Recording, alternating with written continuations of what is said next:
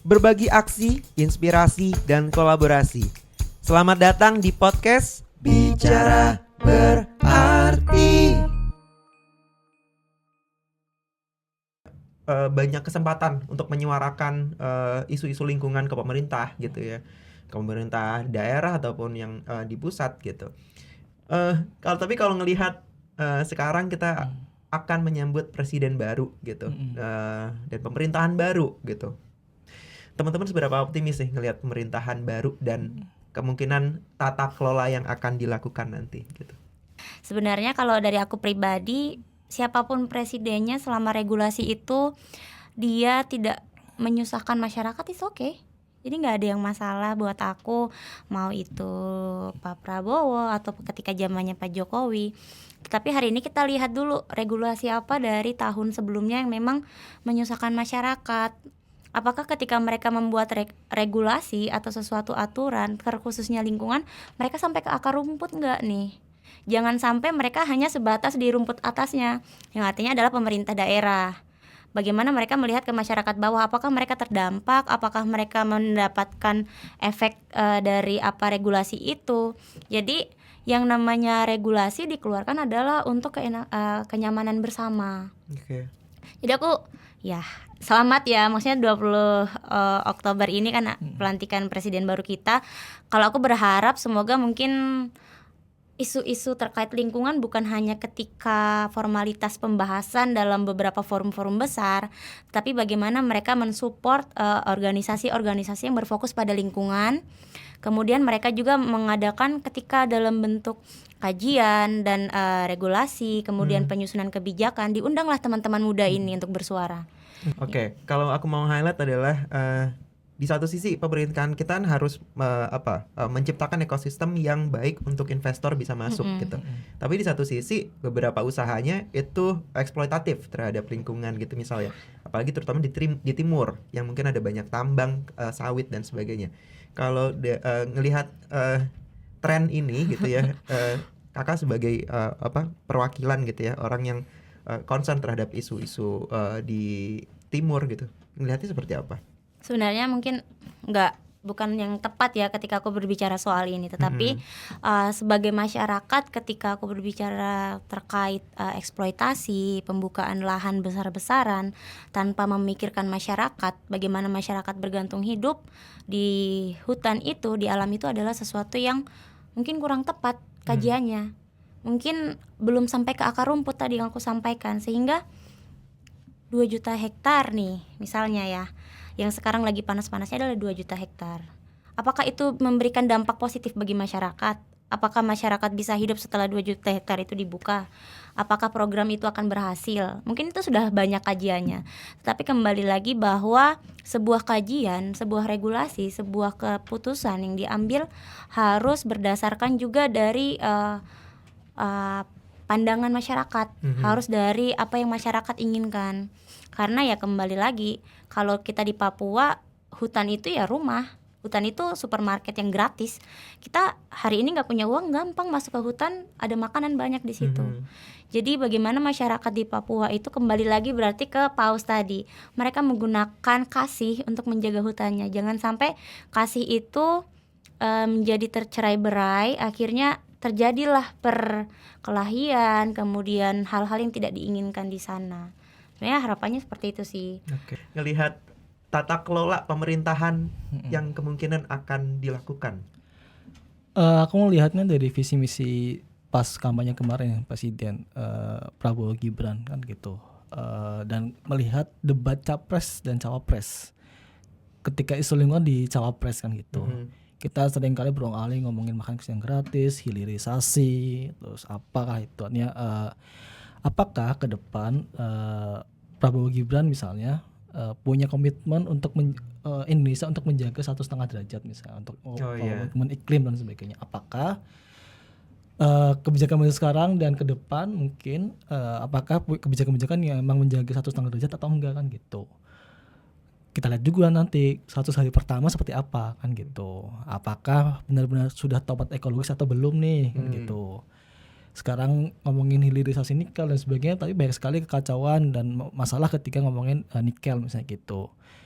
Ataukah sebenarnya aku lihat bahwa gimana komitmen perlindungan aktivis yang mempertahankan lingkungan misalnya, apakah dijaga atau enggak kan gitu. Apakah nanti ke depan sejak 100 hari pertama ketika kita kritik ngomongin soal kebijakan, apakah dilindungi atau enggak kan gitu sebenarnya. Dan harapannya sebenarnya tidak science denial tuh loh. Kita belajar di COVID kemarin menyepelekan COVID di awal-awal, pada akhirnya ya udah bencananya datang ke kita, kerugian besar ke kita ketika karena di awal-awal kita masa menganggap remeh ya ini biasa lah, ini panas biasa dan sebagainya, tapi pada akhirnya ya itu jadi bumerang lagi kan gitu.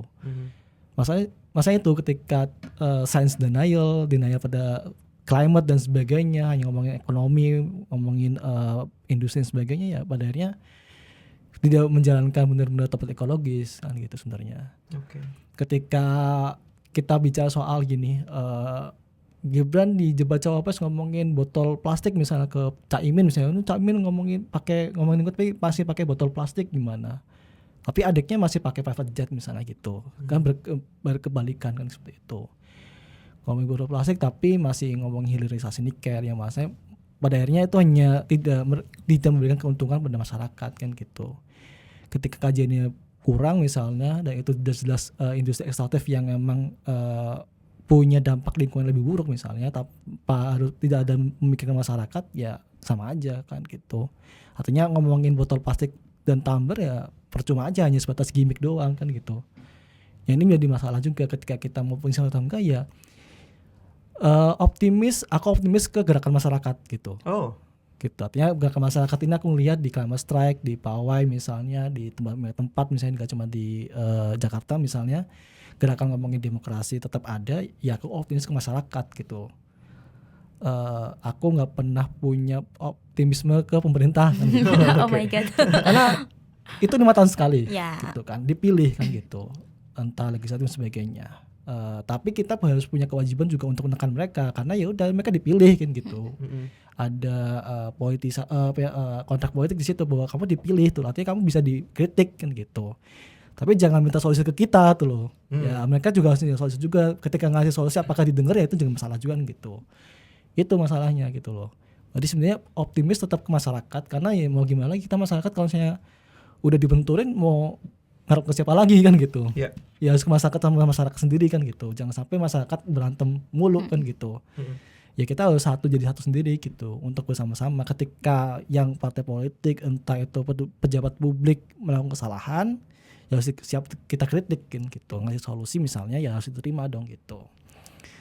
Makanya sebenarnya ya jangan terlalu percaya atau optimis pada pemerintahan baru begini, nggak usah gitu. Semua sudah berubah gitu. Kita ngomongin politik kan gitu. Apalagi ngomongin pilkada Jakarta dan sebagainya.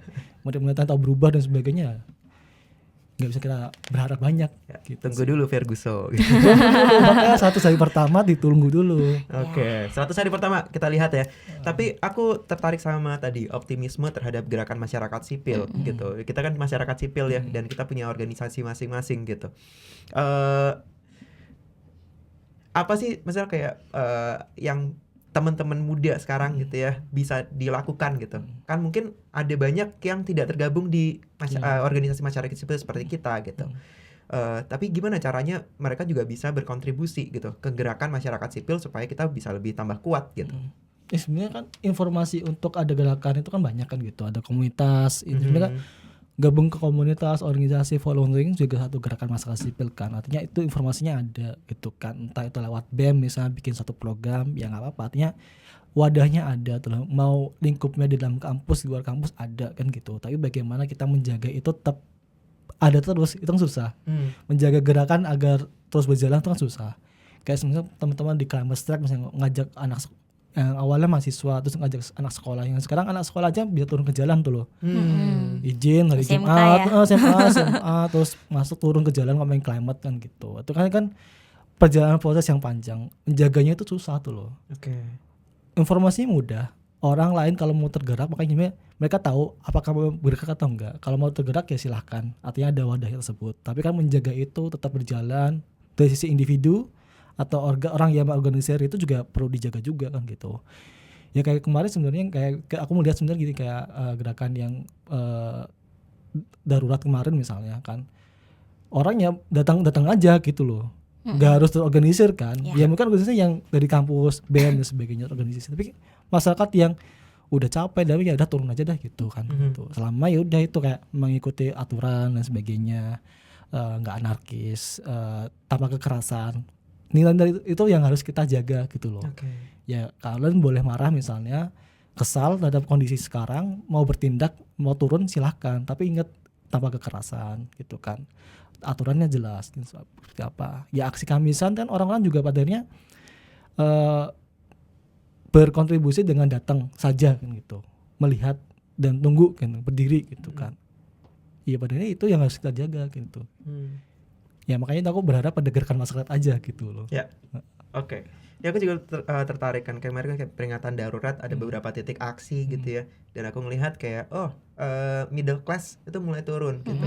Orang yang sebelumnya mungkin aku kerja di perusahaan gitu nyaman-nyaman aja gitu, kemudian turun gitu, ikut turun. Pemilik startup ada yang turun dan semuanya turun. Jadi aku ngelihat trennya cukup positif gitu ya, untuk gerakan masyarakat kita bisa lebih solid nih ke depannya gitu sih. Oke, terima kasih.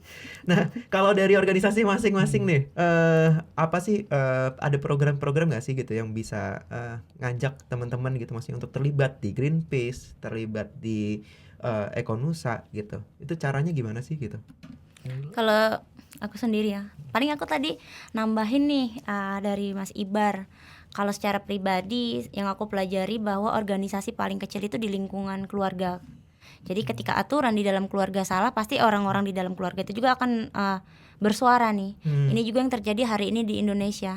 Yang artinya adalah pemerintahan kita yang besar ini adalah keluarga kita dalam skala yang luas. Jadi aturan salah pasti semuanya pada turun. Sehingga membuktikan bahwa kesadaran masyarakat, baik personal, baik organisasi komunitas, baik masyarakat sipil itu sudah mulai melek. Nah, melanjutkan itu bagaimana sih komitmen kita Ekonusa bisa terus menyuarakan aksi-aksi lingkungan yang berfokusnya pada teman-teman muda. Kami di Ekonusa kan memang ada beberapa program yang memang kita kerjakan, terkhususnya di Indonesia Timur. Kita kalau di Ekonusa sejak tahun 2017 sudah ada 2 base volunteer di bawahnya kita. Ada namanya Penjaga Laut sama Eco Defender. Kalau Eco Defender sendiri ini fokusnya di Indonesia Timur sendiri, hanya Indonesia Timur sama Jakarta. Karena memang kita menyadari dalam proses apapun, urban adalah wilayah yang harus kita perlukan untuk menyuarakan itu. Kalau Penjaga Laut itu general, jadi dia seluruh Indonesia. Nah, kami di Penjaga Laut berinisiatif mengadakan namanya Aksi Muda Jaga Iklim. Jadi ini adalah sebuah gerakan yang memang diinisiasi oleh teman-teman muda. Bagaimana kita bisa menyuarakan terkait krisis lingkungan saat ini di wilayah paling kecilnya kita. Sehingga tahun ini menjadi tahun keempat kita. Kita juga berkolaborasi nih sama Indo Relawan. Mungkin nanti sama Greenpeace bisa gitu ya. Jadi kita berharap bagaimana aksi ini bukan menjadi aksi seremonial di tanggal 28 Oktober. Karena memang kebetulan kami meminjam semangat Sumpah Pemuda nih. Jadi kita mau lihat berapa banyak pemuda yang turun memberikan dukungan itu. Tahun ini kita titiknya di 960 titik di seluruh Indonesia.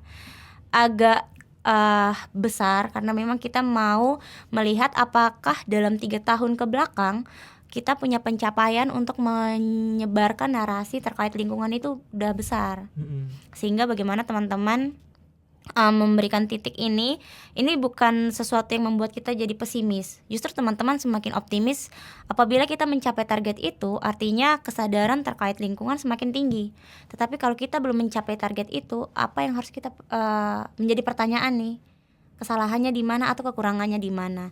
Jadi tahun ini AMJI dilaksanakan tanggal 26 Oktober serentak di seluruh Indonesia dengan kegiatan yang beragam. Jadi kita nggak harus terkait beach clean up, nggak harus penanaman mangrove, nggak harus tanam pohon. Jadi aksinya beragam. Salah satu contoh aksi yang menarik di tahun lalu adalah pencabutan baliho-baliho di pohon. Iya, karena paku itu bisa membuat tingkat kehidupan pohon mati. Jadi caleg-caleg yang tahun lalu lagi musim kampanye banget tuh, pohon taruh aja sesukanya gitu ya. Nanti kalau kenapa-kenapa ya udah nggak tahu, itu kan tim saya gitu. Jadi bagaimana aksi-aksi itu relevan kepada lingkungan sekitar. Ada juga aksi menguntin puntung rokok di sekitaran pantai.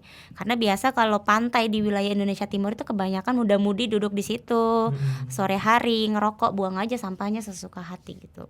Sehingga aksi kita masif memang, dan juga kita berfokus dengan banyak kegiatan, gak hanya yang tadi aku sampaikan bersih sampah, gak hanya mangrove, karena itu adalah sesuatu yang dilaksanakan hampir seluruh teman-teman muda yang berfokus pada lingkungan. Gak mungkin gak kalau udah pernah ambilin sampah, nanam mangrove gitu.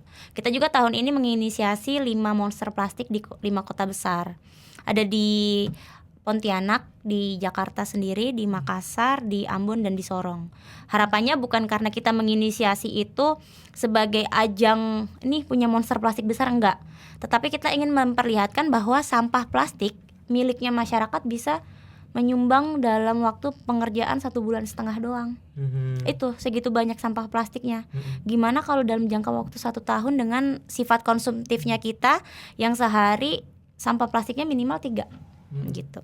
Jadi ya kita berharap AMJI ini bukan hanya seremonial, bukan hanya kegiatan yang berlangsung ketika Oktober, dan bukan hanya milik penjaga laut ataupun Ekonusa, tapi milik kita bersama. Oke, berarti cara ikutnya adalah kepoin Instagramnya aja. Kepoin Instagram penjaga laut, atau bisa juga masuk di website Indo Relawan. Di situ udah ada titik-titiknya nih. Misal teman-teman di Jogja, Mas Ibar, teman-teman di Jogja bingung mau kemana, di Indo Relawan itu udah ada lokasinya mau di mana, tinggal klik gitu. Daftar deh jadi individu. AMJI itu singkatan dari Aksi Muda Jaga Iklim. Aksi Muda Jaga Iklim. belum yang tahu kan gitu. Ya. Oke, ikutan ya Aksi Muda Jaga Iklim. Oke, kalau dari Greenpeace, Mas? Untuk Oktober November misalnya kita ada pawai bebas plastik yang masih berlanjut kan, ada Indo Relawan, Ekonusa juga, terus ada Walhi misalnya, ada Dead Plastik, ada Develop Green Action. Tadi artinya ini masih berlanjut, gak cuma di Jakarta doang. Kemarin kita bikin piknik bebas plastik, tapi kita harapannya bisa membawa semangat pawai bebas plastik ini ke kota-kota lain kan gitu. Harapannya di Oktober November ada kegiatan di kota-kota lain, nggak cuma sebatas ya turun ke jalan, tapi ada aktivitas pop up misalnya, ada diskusi dan sebagainya. Tapi sebenarnya kita membawa peluang juga buat komunitas, organisasi untuk gabung jadi kolaborator untuk mau bikin di kegiatan dengan pawai, silakan gitu kan.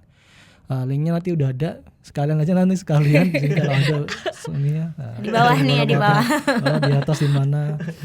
Itu yang untuk campaign plastik sih. Tapi sebenarnya kalau untuk kegiatan lain di Greenpeace misalnya, teman-teman bisa kepoin di Instagram Greenpeace yang emang sering update di situ. Kayak kemarin ada 99% camp. Itu kita bikin camp ngundang anak muda Gen Z misalnya untuk bicara soal kelas politik, lingkungan. Ya, itu sebagai kita edukasi dan sebagainya, itu juga teman-teman bisa pantau di situ sih. Kapan tuh? Udah berjalan di beberapa kota dan iya. sekarang masih ada beberapa yang masih dibuka misalnya, tapi teman-teman bisa cek aja di situ sih. Oke. Seperti itu. Mari daftar. Mari daftar dan mari terlibat. Ya. Oke. Nah, ini ngomongin soal anak muda, tadi kan juga disinggung ada apa dalam rangka Hari Sumpah Pemuda juga gitu ya. Jadi podcast kita ini juga nanti berdekatan dengan Hari Sumpah Pemuda gitu.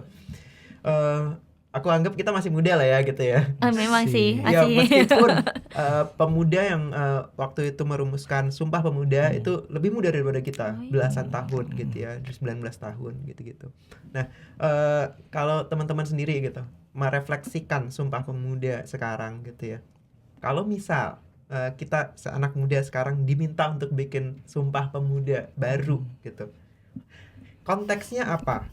Dan apa butir-butir Sumpah Pemuda yang kira-kira berubah atau ya sesuai sama, relevan sama zamannya?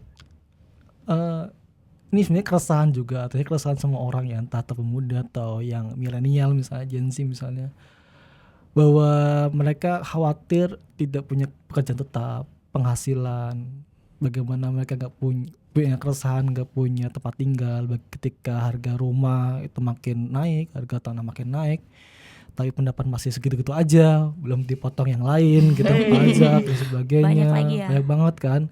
Itu keresahan bahwa untuk mendapatkan penghasilan atau ya pekerjaan lah gitu kan. Mungkin itu yang berubah gitu kan dengan kondisi sekarang gitu, bahwa kayak kita melihat ada yang udah punya pekerjaan tetap tapi kena layoff misalnya, PHK misalnya gitu kan. Itu juga satu kekhawatiran gitu. Mungkin itu mungkin salah satu sumpah bahwa menjamin hak atas kehidupan yang layak misalnya, atau misal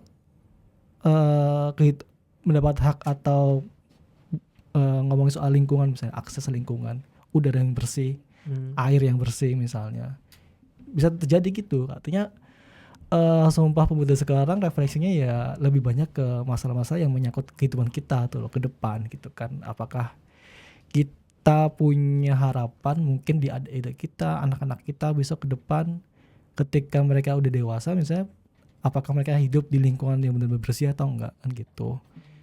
Melihat kenaikan air laut misalnya di Jakarta Utara mulai meninggi, itu kan satu bentuk bahwa ini apakah ke depan kita punya kehidupan yang layak atau enggak gitu kan. Sekarang juga kalau teman-teman lihat ya polusinya makin kacau gitu kan, terus krisis iklim misalnya, ya itu refleksi kita bahwa Sumpah Pemuda ke depan misalnya ya ngomongin gak cuma sebatas ya demokrasi atau hak segala bangsa misalnya gitu, tapi kan ngomongin lingkungan, ekonomi misalnya, terus bagaimana kebebasan ekspresi misalnya, ya itu mungkin jadi refleksi kita ke depan sih gitu. Keresahannya banyak sih anak muda sekarang. Numpuk ya. Ya nggak cuma ngomongin mental health dan sebagainya, tapi kan itu semua juga akumulasi bahwa mereka mengalami itu semua kan gitu kan, bahwa mereka ragu dan resah masa depan mereka ke depan seperti apa gitu loh. Itu sih mungkin ya. Oke, menarik. Konteksnya bisa sangat berubah ya sekarang ya. Ya kalau zaman dulu kan mungkin karena dulu zaman-zaman perjuangan gitu ya, terus habis itu mereka berjuangnya sporadis gitu ya di daerah-daerah, makanya butuh sesuatu pemersatu gitu, bangsa, tanah air dan juga bahasa gitu. Kalau dari Kak Ewin melihat ini, kalau kita refleksi 96 tahun Sumpah Pemuda yang artinya 4 tahun lagi menuju 1 abad Sumpah Pemuda. Mari kita refleksikan pada diri kita sendiri nih. Aku kalau melihat Sumpah Pemuda bertanah air yang satu, ya kita ya dari Sabang sampai Merauke, ya kan, Sabang sampai Merauke ya. Kemudian berbangsa yang satu, percaya banget bahwa teman-teman di Indonesia nilai-nilai kebangsaannya sangat tinggi nih di dalam diri mereka, sehingga kalau ada misalnya dari TikTok nih aku lihat ada yang kena bully orang Indonesia atau pemain kemarin lah, lihat pemain yang dicurangi itu, netizen cepat banget kan ya tangannya tuh. Itu menunjukkan bahwa mereka memiliki nilai kebangsaan, saling mensupport sesama masyarakat dari Indonesia. Tetapi kalau hari ini merefleksikan mungkin ada beberapa poin, tapi yang paling penting adalah kebebasan berpendapat. Kemudian yang kedua adalah rasa aman. Aman dari kita tanpa harus merasa susah atas lingkungan kita, aman tanpa kita harus merasa takut ditangkap ketika kita bersuara, aman ketika takut kita menjadi korban kekerasan ketika kita sedang sebagai seorang perempuan sendiri, karena kan memang perempuan adalah individu yang paling rentan menjadi korban kekerasan ataupun pelecehan seksual gitu. Ataupun aman ketika kita aksi tanpa harus dipukulin sama aparat gitu. Itu yang masih belum kita dapatkan sampai hari ini. Aman kita bersuara yang artinya apa yang kita sampaikan ya udah. Yang namanya pemerintah tadi yang Mas Ibar sampaikan bahwa pemerintah harus siap menerima kritik. Tetapi lu gak perlu nanya solusi ke kita dong. Yang namanya pemerintah harus siap dengan solusi ketika kritik itu masuk. Itu baru namanya sistem pemerintahan kalau menurut aku. Karena gak mungkin dong ketika aku ngasih kritik terus apa solusimu, lah terus kamu kerjanya ngapain, kan kamu yang pemerintahan, kamu yang bikin itu. Nah, hal-hal itu yang memang masih belum aku dapat rasakan saat ini. Ketika kita bersuara, ini di-cut ya, ini agak sensitif, ini jangan ngomongin ini ya. Kita bagaimana mau bersuara sesuai hati nurani kita kalau kita belum ngomong aja kita udah di briefing dulu apa yang harus kita omongin. Kemudian bagaimana kita bisa merasa aman di negara sendiri kalau justru yang memberikan rasa tidak aman itu yang harusnya menjaga keamanannya kita. Kayak gitu. Sehingga kebebasan bersuara, kemudian rasa aman, 2 hal yang paling penting saat ini. Terlepas dari semuanya memang penting. Cuma kembali lagi sebagai aku sendiri yang hari ini merasa bahwa aku masih belum merasa aman sampai hari ini. Aku belum merasa aman ketika aku nantinya ke depan mungkin akan mengkritik presiden. Aku belum merasa aman ketika nantinya aku melakukan sesuatu di luar dari konteks. Yang pasti misalnya regulasi ini tetapi aku melakukan perlawanan. Itu yang namanya melawan ataupun yang dilawan, ya udah, itu adalah sesuatu yang sama aja. Kita nggak boleh menganggap orang yang melawan itu orang salah, karena kita harus melihat juga dari sudut pandangnya orang tersebut.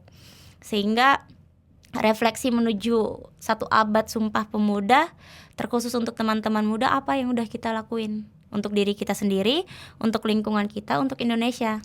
Jangan jadi netizen yang ngetik-ngetik tapi taunya baring, ngetik, komplain dan lain sebagainya. Tetapi apa yang bisa kita lakukan, kita gerakan gitu.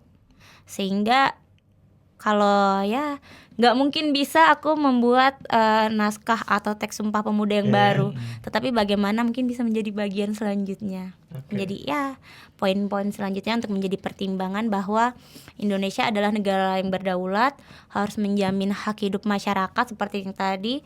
Jangan sampai kita jutaan orang yang tidak mendapatkan lapangan pekerjaan, sedangkan beberapa kelompok gajinya di atas 100 juta gitu. Jadi kita harus melihat juga dari sisi yang seperti itu. Oke, ternyata banyak ya sebenarnya Sedih ya. hal-hal kontekstual yang harus direfleksikan gitu dari Sumpah Pemuda kita gitu. Dan sebenarnya ya podcast ini salah satunya juga tujuannya adalah berbagi aksi dan inspirasi gitu. Jadi cerita-cerita teman-teman. Ya semoga pendengar kita gitu ya semakin peka gitu ya terhadap lingkungannya. Terus habis itu mungkin bisa ngikutin jejak misi hidupnya teman-teman gitu ya sebagai pejuang lingkungan Belum sih. atau aktivis mungkin No. sebetulnya apa gitu ya. Ya apapun itu gitu ya. Pokoknya kita bisa berkontribusi dengan kekuatan kita masing-masing gitu. Oke. Itu aja mungkin. Terima kasih banyak Mas Ibar dan juga Kak Ewin. Terima kasih banyak. Ya sudah berbagi cerita dan inspirasi di podcast kita gitu. Semoga ya program-program nanti berjalan dengan lancar, rame gitu ya, dan semakin banyak anak muda yang bergabung bareng kita sebagai gerakan masyarakat sipil. Oke, itu aja teman-teman. Terima kasih banyak. Sampai jumpa di episode berikutnya. Bye bye. Bicara